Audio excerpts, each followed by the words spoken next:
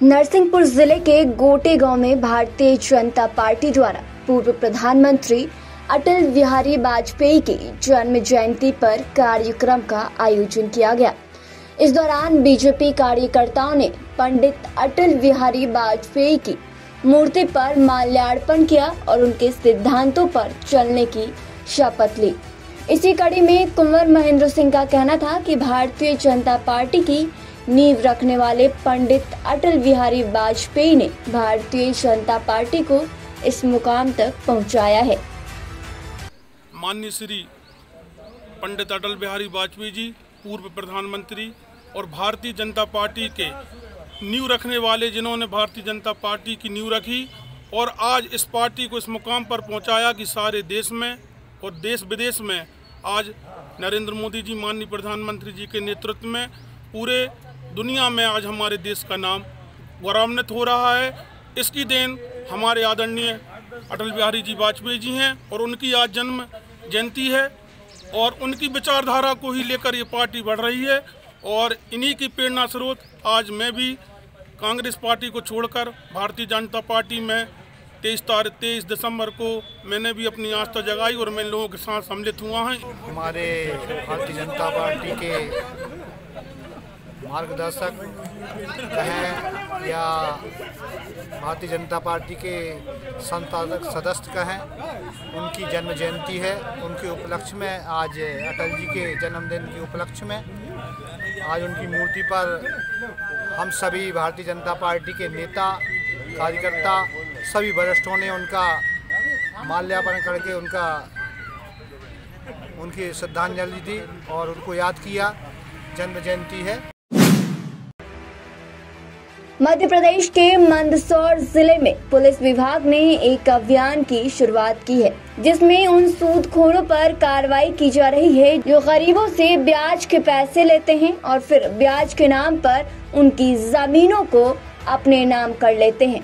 इसी कड़ी में मंदसौर जिले के गरौठ थाना पुलिस ने 2 अलग अलग टीम बनाई है जो ऐसे सूदखोरों को ढूंढकर उन पर कार्रवाई कर रहे हैं। सूदखोरों के खिलाफ चलाए जा रहे अभियान के अंतर्गत मंदसौर जिले के 2 अलग अलग थानों में सूदखोरों के खिलाफ कार्रवाई किया गया है। दरअसल लक्ष्मी नारायण सुथार ने पुलिस से शिकायत की थी, जिसमें लक्ष्मी नारायण का कहना था कि उसने मधुसूदन नामक एक शख्स से करीब 80,000 रुपए उधार लिए थे, जिसमें से 75,000 वापस लौटा दिए थे। इसके बावजूद भी मधुसूदन 70,000 रुपए ब्याज के तौर पर मांग रहा है और पैसे नहीं देने की कंडीशन में जान से मारने की धमकी दे रहा है। लक्ष्मी नारायण सुथार की शिकायत पर कार्रवाई करते हुए गरौठ पुलिस ने आरोपी मधुसूदन पर कर्जा एक्ट एवं अन्य धाराओं में मामला दर्ज किया है। जी, ये शासन स्तर से सूदखोरों के विरुद्ध वैधानिक कार्रवाई के लिए और उस पर प्रतिबंध लगाने के लिए वैधानिक कार्रवाई की जा रही है। इसी दौरान हमारे यहाँ 2 प्रकरण सूदखोरी के आए थे जिसमें हमने कार्रवाई की है और अभी लेटेस्ट में एक प्रकरण और आया है जिसमें 60 खेड़ा का मामला है। इसमें आवेदक लक्ष्मी नारायण पिता देवीलाल सुतार है। इसने मधुसूदन से ब्याज से 80,000 रुपये उधार लिए थे। इसने 75,000 रुपये इसको पेमेंट कर दिए थे। उसके बाद 70,000 रुपये और ब्याज के मांग रहा था। नहीं देने पर उसके घर पे धमकी देने गया। इस पर से हमने उसके ब्याज के लाइसेंस के संबंध में पूछा तो नहीं होना बताया, तो हमने 3/4 कर्जा एक्ट और 506 का प्रकरण पंजीबद्ध लक्ष्मी नारायण के विरुद्ध किया है और वैधानिक कार्रवाई हम कर रहे हैं। पूरे जिले में एक सूदखोरी के विरुद्ध कार्रवाई हेतु एक अभियान प्रारंभ किया है शासन के आदेशानुसार। इस संबंध में मेरे द्वारा भी जगह जगह शिविर लगाए जाकर इस संबंध में जानकारी दी गई। इसी तारतम्य में एक प्रकरण थाना भानपुरा में भी घटित हुआ है, जिसमें फरियादी राजेंद्र विश्वकर्मा द्वारा आरोपी श्यामलाल पिता रामलाल के विरुद्ध एक अपराध कायम कराया गया है, जो 3/4 सूदखोरी एक्ट में हमारे द्वारा पंजीबद्ध किया गया है। इसने उस सूदखोर से 45,000 रुपया लिया था, जिसके एवज में 9 लाख रुपया दे चुका है। उसके बाद भी वो 1,40,000 रुपये की मांग और कर रहा था और इसके द्वारा इसीलिए अपराध कायम कराया गया है। प्रकरण में आरोपी को गिरफ्तार किया गया है और वैधानिक कार्रवाई की जा रही है। गुना शहर में गुना नगर पालिका द्वारा स्वच्छता गीत रैली निकाली गई। इस अवसर पर बहु प्रतिमा के नगर पालिका और गुना विद्युत प्रभारी ने गीतकार नरेंद्र नैनोरिया निर्मल के गुना स्वच्छता गीत ऑडियो का लोकार्पण तेज सिंह यादव और VRB गुप्ता द्वारा करवाया। बता दें कि इस रैली ने लोगों के मन को भा लिया। इस रैली की विदाई कार्यक्रम गार्डन में रखा गया, जिसमें बतौर मुख्य अतिथि विधायक गोपीलाल जाटव मौजूद रहे। गुना शहर में अवैध शराब माफियाओं की धरपकड़ के लिए ऑपरेशन शिकंजा नामक एक विशेष अभियान की शुरुआत की गई। इस कार्यक्रम की शुरुआत पुलिस अधीक्षक राजीव कुमार मिश्रा द्वारा किया गया। इस अभियान के तहत गुना पुलिस द्वारा जिले में नशे का अवैध कारोबार करने वाले माफियाओं पर निरंतर सख्त से सख्त कार्रवाई की जा रही है। गुना पुलिस की अवैध शराब के विरुद्ध की जा रही इस ताबड़तोड़ कार्रवाई से जिले के शराब माफियाओं के बीच हड़कंप मचा हुआ है।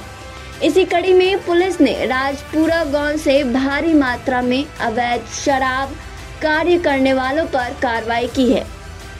गुना जिले में ऑपरेशन शिकंजा के तहत मादक पदार्थों के विरुद्ध लगातार अभियान चल रहा है। इसी सिलसिले में थाना राघोगढ़ के अंतर्गत ग्राम राजपुरा में अवैध देशी तरीके से बनाए जाने वाली शराब के संबंध में सूचना प्राप्त हुई थी।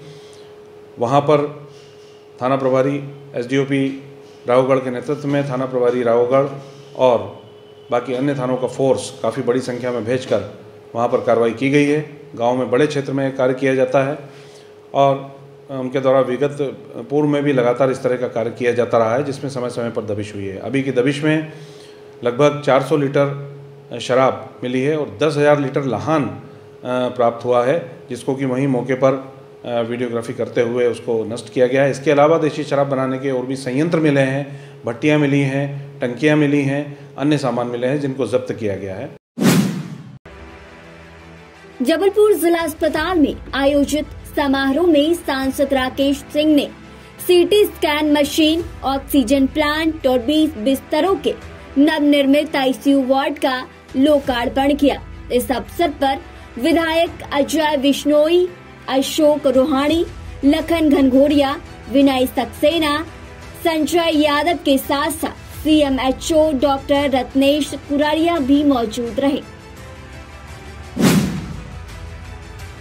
प्रदेश के CM शिवराज सिंह चौहान ने पूरे मध्य प्रदेश में पंचायत चुनाव को लेकर 27% OBC आरक्षण करने का वादा सदन में तो कर दिया, लेकिन अब CM इस वादे से मुकर रहे हैं।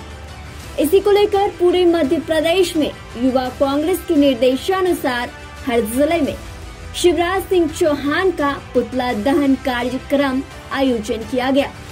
इसी कड़ी में मंदसौर जिले के गरौट विधानसभा में हॉस्पिटल चौराहे पर नारे लगाकर विरोध प्रदर्शन कर शिवराज सिंह चौहान का पुतला दहन किया गया, जिसमें जिले के कांग्रेस पदाधिकारी और कार्यकर्ता भी मौजूद रहे। युवक कांग्रेस ने आरक्षण के परिप्रेक्ष्य में ये पुतला दहन का कार्यक्रम यहाँ पर आयोजित किया था, क्योंकि चुनाव आयोग में कांग्रेस अपना पक्ष लेकर गई थी कि 2014 का जो आरक्षण फिर से लागू किया गया है वह न करके माननीय मुख्यमंत्री पूर्व श्री कमलनाथ जी ने जो 2019 का आरक्षण लागू करा था, जिसमें OBC को पर्याप्त मात्रा में उन्होंने प्रतिनिधित्व दिया था, उसको न करके शिवराज सिंह चौहान ने आरक्षण की 2014 की प्रक्रिया लागू करी। स्वच्छ सर्वेक्षण 2022 के लिए स्वच्छता प्रेरणा कार्यशाला का आयोजन इंदौर में किया गया।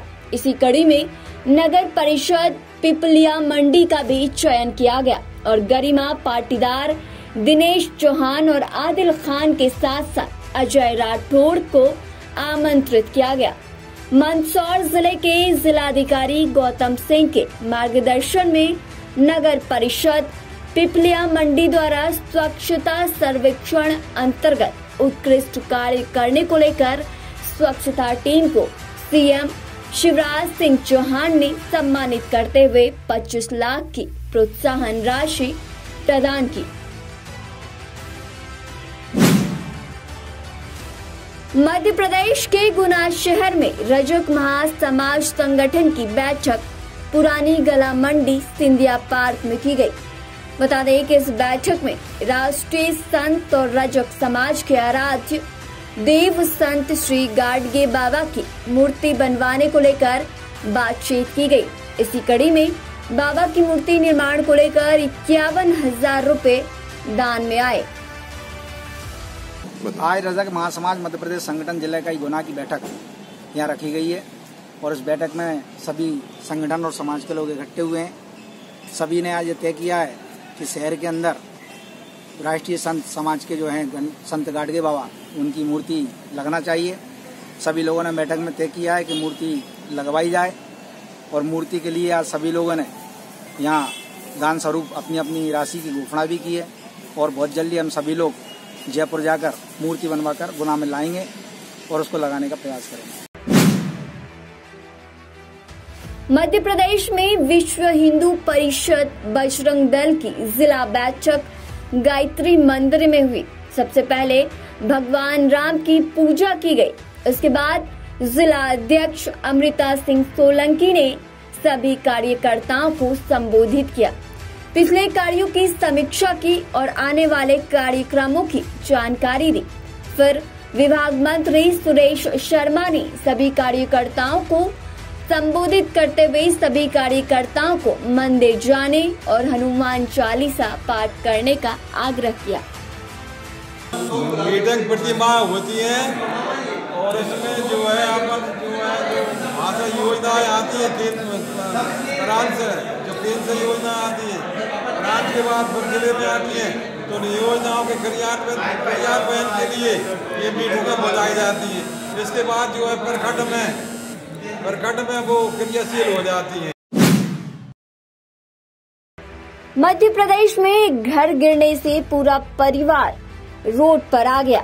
इसी कड़ी में परिवार के एक सदस्य ने बताया कि घर बने तकरीबन 100 साल से भी ऊपर हो चुके हैं। पीएम आवास के लिए कई बार आवेदन भी किया गया, लेकिन उन्हें अभी तक आवास नहीं मिला है। इसके पीछे की वजह बताते हुए उन्होंने कहा कि नगर पालिका के कर्मचारियों ने उनके दस्तावेजों में पक्का मकान दिखा दिया था।